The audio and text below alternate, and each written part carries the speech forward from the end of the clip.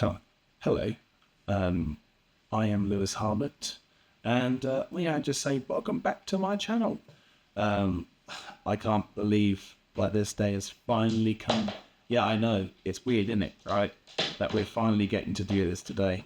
As I mentioned in the previous video, I have a special guest that I'll be interviewing on this episode. So yeah, that is to come very soon. I'm going to tell you a few facts about our guest. He is a stand-up comedian who has previously worked with Stuart Lee. They have done 2 shows on BBC Two, one called Fist of Fun, which began as a single series and was transferred to BBC Two. It started as a single series and it was transferred to BBC Two. And the other show they both did together was a spoof of the daytime programme called This Morning with Richard Not Judy. He also has appeared as a guest contestant on Taskmaster, and that is actually called Taskmaster Champion of Champions, where he actually was the champion doing challenges, which is to do with like melons or something. And he was in some sort of like Heismat stuff, whatever. Yeah, he's a stand-up comedy legend, and is the host of the popular podcast and YouTube show Richard Herring's Leicester Square Theatre Podcast. Now, please welcome Richard Herring. If a guy said to you he hated all black people, I think you despise that person immediately, quite correctly. But if a guy said to you he hated all of humanity, you'd prefer that guy to the guy who just hates the black people. Even though this guy, he still hates all the black people. He's exactly the same as him, but he also hates everyone else as well. I mean, at least this guy likes someone. There's some love in his heart. There's some hope for him, but I think you're right, because, there is no logic to hating anyone based on their race. I think there is a certain logic to hating all of humanity. But believe me, I have to work with you. You're scum. In reality, I'm a woolly liberal, and I'm guessing you probably think the same as me. I don't want to speak for you, so do shout out if you disagree with this. But my philosophy is quite a nice one, is that everyone in the world is the same and should be treated the same regardless of the colour of their skin, their sex, or their sexuality. That's a nice way. Everyone should be the same. That's a nice way of looking at stuff. But, right, I've got this friend, right, his dad is English, but his mum is from Asia somewhere. I can never quite remember exactly where she's from. It's either Malaysia or Singapore or the Philippines. It's one of those countries there, but he's like my best friend. I should know his heritage. It's a source of massive embarrassment that I don't know where he's from, a source of liberal guilt. But to a racist, he's just Chinese. That's that. Sorted out. It doesn't matter that his dad's English. It doesn't matter that his mum's not Chinese. He's Chinese. That's that issue over. Let's move on with our lives. In fact, to a racist, pretty much anyone from Hawaii, right through Fiji, up through all those Australasian islands, Thailand, Vietnam, Siberia even, China and Tibet, they're all Chinese. 1 in 4 of the world's population, immediately exactly the same. Is that ugly or is that kind of beautiful? Because you and I, we probably see the world as 195 different countries, 195 distinct types of people. To a racist, there are just 4 types of people. There are 191 closer than you to seeing everyone in the world as exactly the same. That's what you want. The racist is better at being liberal than you are. I mean, that's... So, how's it all been going so far? The tour so far, it's been going pretty well. I'm really pleased actually, yeah, because it's been 6 years since I did a stand-up tour. So I've done lots of podcast stuff and toured a couple of times with the podcast. So, you sort of worry that things might drop off like in terms of my ability to perform and in terms of the audience coming, but it seems to have held pretty steady. So audience has been coming on the whole, and the show's pretty good, so I'm very pleased. The reviews have been okay, so it's a good sign. Good. What's your favourite place to perform on tour? Oh, that's a good question. I say Cambridge because that's where I am. Yeah.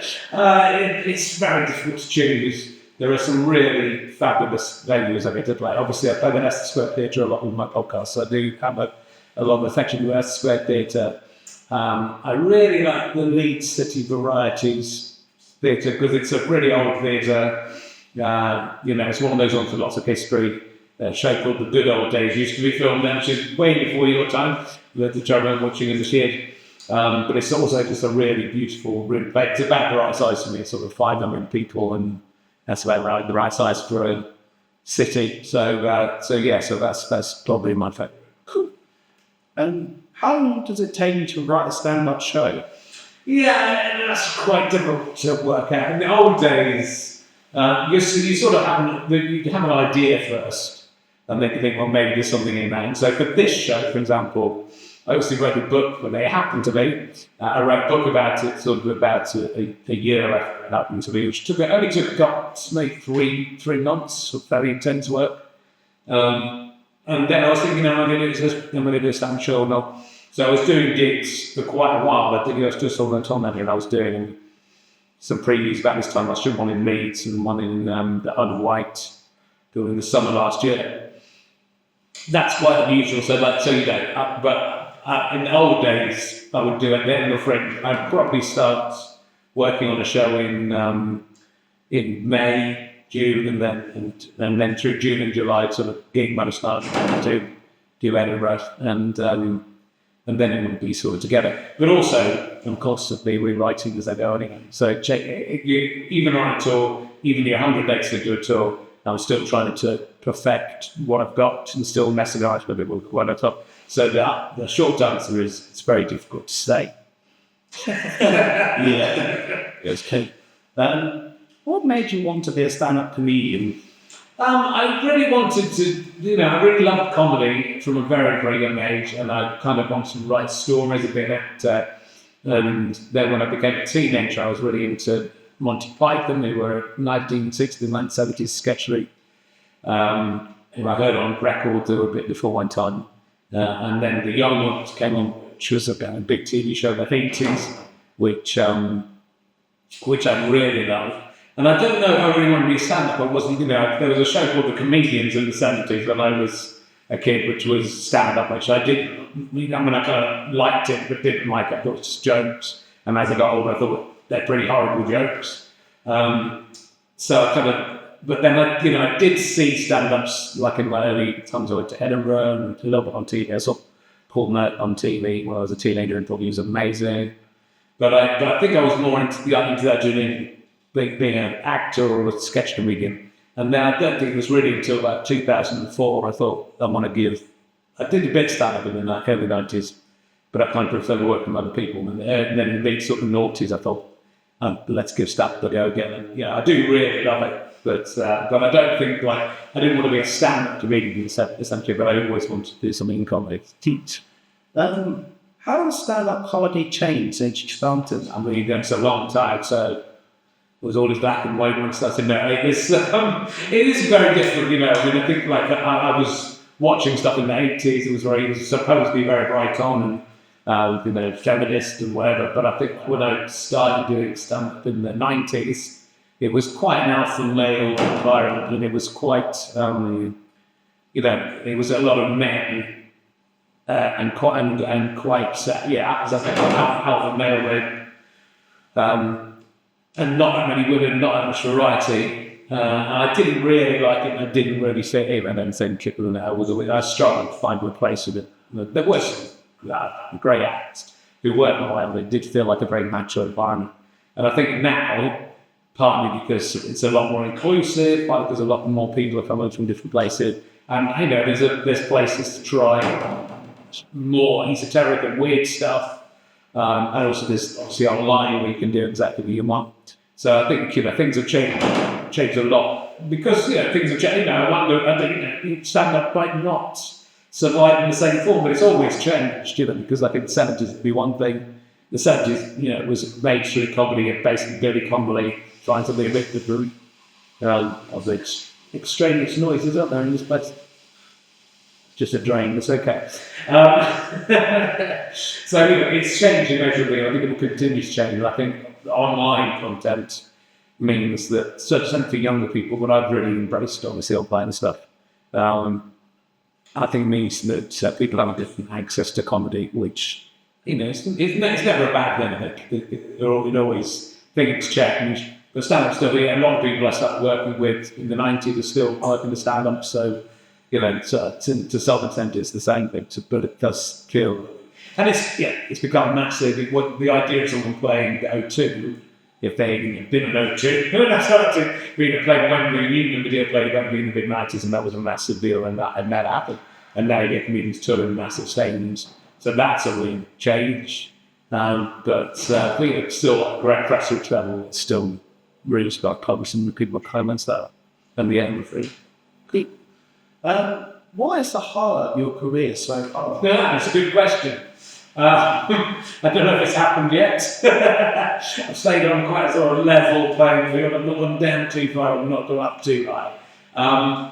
It's really difficult to decide what you would call the highlight of your career. I mean, I have personal favourite moments. I think for me, going back and doing solo stand-up and doing a solo show, I did a show called Christ of the Mic in about 2001 or 2002. It was a big deal for me because I've been in the double act and having done sketch stuff to come and go back and do stand-up. And to do that in Edinburgh, for it to be working, there was a point in that show where they wanted to be really laughing with their heads would be thrown about, and I knew I hadn't got to the funniest bit of the routine yet. So that's my personal highlight, because that was like a really great moment to me, and an important thing in my career to go, okay, I can do this on my own. And getting a laugh of that kind is rare, and you get laughs all the time with the game. To get consistently know you're a bit where people are going to hurt themselves laughing at you is quite a rarity. But also things like being Taskmaster at all, or winning Taskmasters, it's a fantastic thing. But yeah, I don't know. I think that it's hard to say. I feel like everything I've done well with everything, but I don't think nothing sort of broken through for me to go, this is my amazing success. But I think in the end of the day, like what I really feel about this career is if you keep working right through to the end, well, if that's the way you decide to retire, or maybe you fall over and can't move anymore, I think that's sort of what that's the goal. So maybe the highlight will be working, dying on stage, hoping on tonight.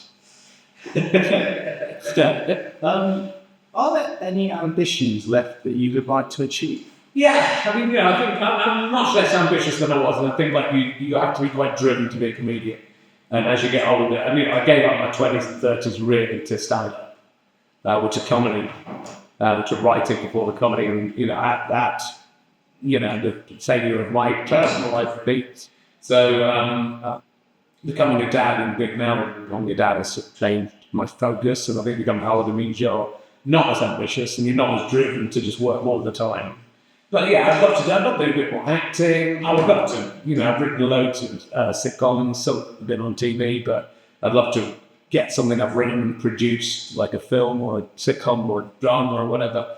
But again, it's so hard to do those things. I don't know whether I've got that in me anymore. I may try to actually sit down and do it. But yeah, I think probably the main ambition again is just to not entirely give up and carry on doing what I'm doing.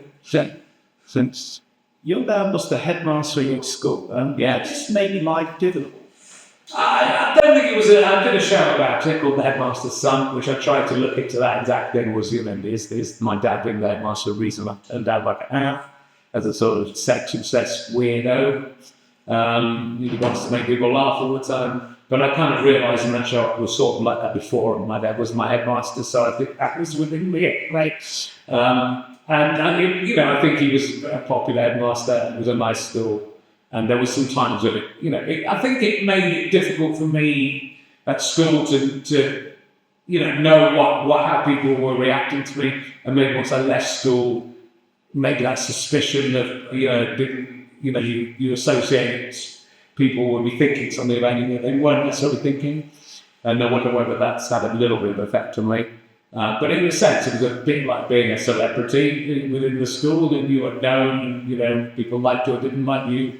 And like I said, my dad was, he was the headmaster, but he wasn't like the disciplinarian really in the school, and people seemed to like him. Like when I started to people from school, now they go, "How's your dad?" They're not worried about me, so they loved my dad. So I can't really blame the situation for any of my personal failings. And it was, like I said, it was a nice school, and I enjoyed being in school, so I don't think it connected too much. Great. What was your favourite subject? Oh, good question. I was good at school. I was good at most things, most academic things. I was sort of, he's into, my dad did maths, and I was quite good at maths. I thought I was going to do maths at university because of that. But I don't think I was really quite good enough to do. I did all right. I was good for school, but I don't think I really enjoyed it at university. And sort of in the sixth form, I sort of realised I liked history more. I mean, I really liked Latin, which weirdly, we were comprehensive school. We had a Latin teacher when he'd been working when it used to be a grammar school.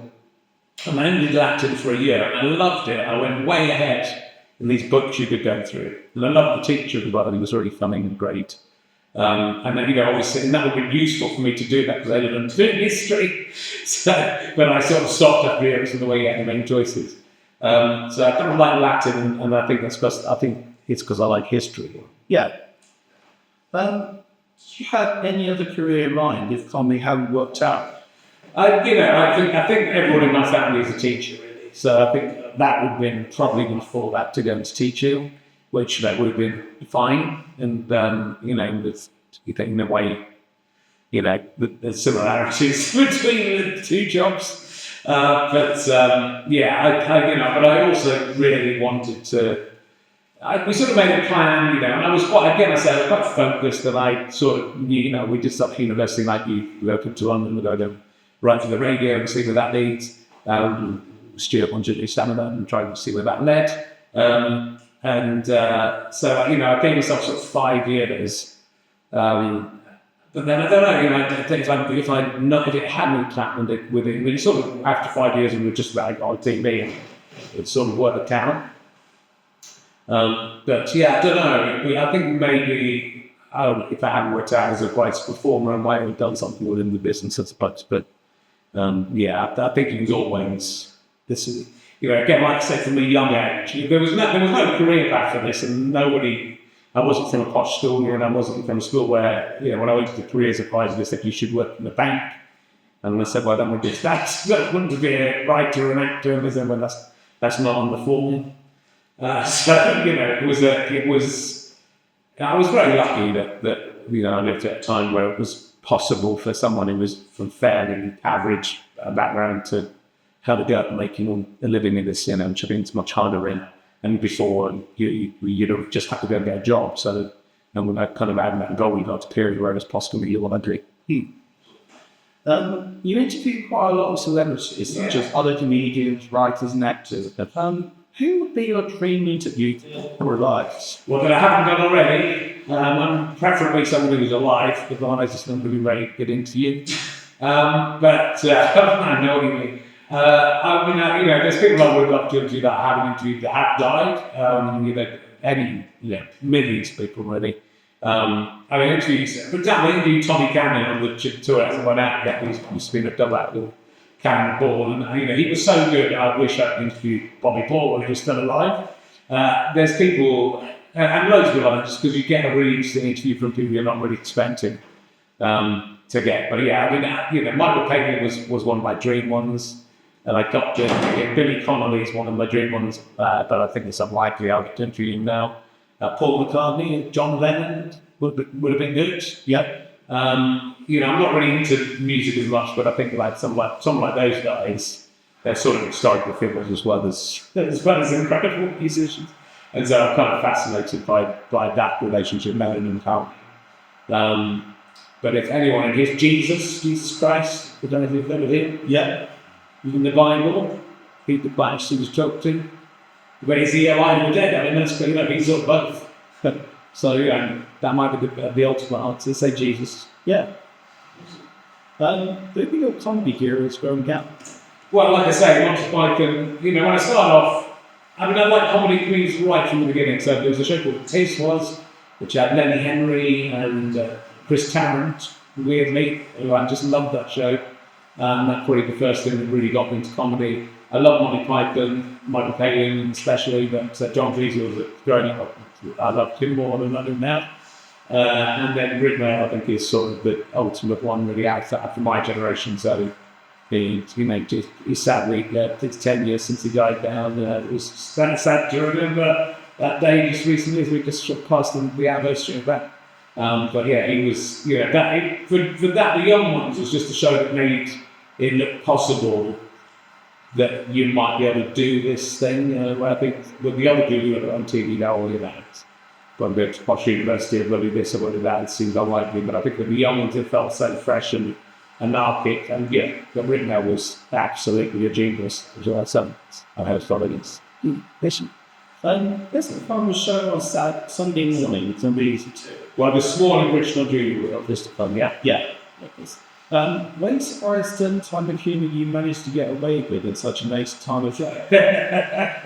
Well, we obviously got away with it, so I don't know how surprised I was. We did occasionally ask us not to do videos, but I remember the executive producer came in, there was one, I can't remember what the joke was going to be.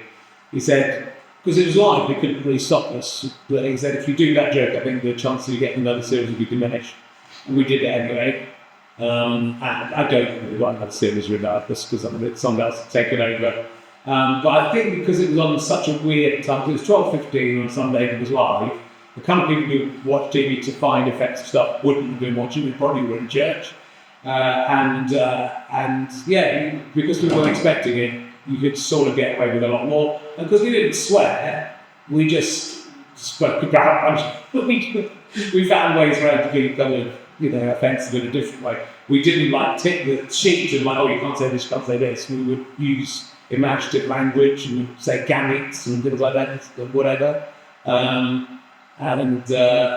yeah.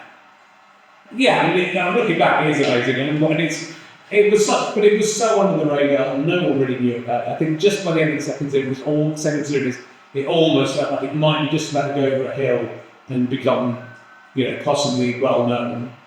And people might find out about it, and then it was stopped, So, but I think that in itself is quite interesting. I think if they'd gone on to be as successful as Little Britain, I don't think it would have been good for either me or Stuart. They would have blown our worlds apart in different ways. So, it was nice that it was this underground thing, and people will even tweet me now and say, oh yeah, I've been out with that before, and I was coming down or whatever they were doing the night before, and then this weird show came on. That sort of blew their minds. And I never took drugs, and I wasn't interested in that sort of thing, so it certainly wasn't made with them in mind. But I think that's why it sort of, it was that kind of imaginative sort of acting. But I just based it on, it was kind of a lot of it was my idea really for that show, and I just based it on the Banana Splits, which was a show I loved. It was like really awful. Which was just this kind of wacky 60s kind of psychedelic show. I was like, it was sort of very little like that for the people taking E's, I think, is renowned. That's good. But what about the Inherent Reunion? No. No, because we've done it anyway, but there's no chance there. We're not getting on that bar. There's no reason for any. Especially for him, because he's doing fantastic work, and he always wanted to do stuff on his own anyway. But it wasn't, as I look back at it, it was good we worked together and it was fine, but it wasn't a happy relationship in a lot of ways. So, for me, you look back at past things and go, oh yeah, I mean, I should have behaved differently, but yeah, so I think it's definitely not that it happened. I think Stuart became really. I still wouldn't. Even if Stuart fell on very hard times and lost all of his money and had to do the Inherent Reunion to make money, I would get Stuart. I enjoyed not doing it, keeping more. I think it's still correct to people who assume there is no International Men's Day each year. I'm not anymore, no. I kind of gave it up. Actually, just 2020, it was just before the lockdown, was the last time I did it. We made this in the last couple. It got to, I did it for 9 years, I think, and it was very stressful, and that was part of the fun of it. And it started making loads of money for Refuge, so it was difficult to give up because even though it was getting less every year, I think the last time we did, we still made something like 70 grand for a day's work, which is sad, just some people later. But it just became quite stressful. Both sides, the men who were extreme menists and the more extreme feminists, both were giving me a hard time for it, different reasons, obviously. I united them in hatred of me, so that's a wonderful achieve. And I also just thought, well, maybe, I'm trying to encourage guys to celebrate International Men's Day and realise it's there rather than ruining International Women's Day. So maybe I should step away and so what I tried to do subsequently was, I did in November that year, not knowing I had testicular cancer, raise money for testicular cancer, so that was win-wins. And I tried to encourage people to celebrate International Men's Day. On Twitter, I should say, here's a man in your life you would like to celebrate, because I think, many positive progress and they probably need it, but the whole point of that was meant to have a day, have a month in fact, with November, and they generally don't celebrate it, and that's kind of interesting, that they just complain on International Women's Day, because they don't have a women to organise it, and they won't organise it themselves. So, just trying to encourage men to, which I've been doing a lot of my comedy, what this show is partly about, is just trying to encourage men to be a bit less dickish. Did you feel self-conscious walking around when you had kids and stuff? Yes, of course, yeah. It was difficult, and the interesting thing about it was I was being judged by my parents unfairly. My own fault because I chose to do this, but I wasn't a fascist or I wasn't crazy. Wasn't that crazy, and I felt like in real danger that someone would take Umbridge out and punch me in the face. So I kind of got to feel it's like not to be a white man walking down the street, to be someone being judged by their appearance. So that was a kind of weird side of it. Although the only person who really was weird about it was a white man who said, well done, mate, you're not the matter of us. Which was sort of more scary than being punched in the face. And I wouldn't do it. And it was, again, the timing of that, it felt like an okay time to do it. I think if you do it now, with right-wing politics on the rise, it would have been a very different thing to do. But I felt self-conscious and I was worried about offending people or upsetting people. But I looked so weird. I didn't look like Hitler. I had long hair and I looked just weird. So people just laughed at me, really. I'd get people would look at me and look surprised, occasionally shocked, but mainly they would just, the minute they were behind me, would start to listen to themselves as if somehow, if I couldn't see them, I couldn't hear them. So, people just thought it was weird and occasionally your heart being given pass. But, it was one of those things with comedy. That's part of, saying the International Women's Day thing is that I was the victim of the joke as much as anyone. So with International Women's Day, that's a really annoying thing for me to do that. I put myself through something unnecessarily that ultimately harms me. And similarly with Kate Moustache, I was glad to get rid of it. It was my parents' golden wedding or something it was going to be a big party just before Edinburgh. I can't decide whether there was going to be photos of the moustache on. I decided to shave it off and worked I could just about do it back in time. It was embarrassing. But I think it's a good show. Again, there's things I wouldn't do now from that show. But I think ultimately what was making a good point, it was quite a different kind of show for Edinburgh. So, I think it is one of the more successful ones. And would you like to have Richard Herring as Leicester Square Theatre podcast on TV? I don't think I would, no. Because there's no real need. I think I've got on TV, when it's on TV, it's a different thing. Someone else is going to come in and say this is what has to happen. You would have to do it in a certain time frame. Like have to stick to half an hour, or have adverts. Properly adverts. I suppose there'll be adverts in it. They're online as a podcast. But other people will be interviewing it. I think the reason it works is that it's exactly what I want it to be. People choose to listen to it, so that you can't complain if you don't like it. Just don't, you download it and stop downloading it. The problem's over. To be honest, I probably made more money out of it doing it by myself than I would if it was on TV. So the minute you put it on TV, you're diluting it. You're putting it in front of a bigger audience. Some of the people aren't going to like it. Some of them are going to get cross about it. It might bring in more fans, I suppose. More people might listen to the podcast than it was on TV. I don't think it's likely to be something no one's asked yet, so I don't think it's been likely to happen anyway. There might be somewhere, I think we tried to do something with the emergency questions, might not be a panel, then some other similar shows sort of came up, but I nearly pitched a show where either a panel show or just a compilation show where we asked emergency questions to people. So I think that might be a way of doing something that isn't TV. But what I love about podcasts is just that autonomy to do exactly what you're in control. if it makes money, you make money. And if it doesn't make money, you're doing exactly what you want to do. And that's which is, to be honest, more important to me. When I started doing podcasts, the idea of making money for them was ridiculous. So, it's the idea of being my main source of income would be out in my mind, So I was just doing something that was, hey, this looks like fun, we're in control of it, we can swear, we can say really rude things. And then you get, once you're able to do it, so you go, there's still that much fun now, we're allowed to do it, so let's just go and do the stuff. But it's been, I've been doing 16 years of podcasts. It's good. It's been really great for me just to have that freedom and being able to, I think without it, I'm not sure whether I'd still be working this. It's one audience to me enough to do stand up, and it's through that to do stand up tours to begin with, and then it's got enough of an audience to bring in some money. But it's the freedom to do what I want that I like. Brilliant. Are we done? Yes, lovely. Perfect. Thank you very much. Thank you. Nice to meet you. Very nice to meet you. Thank you. All right, cheers. Cheers.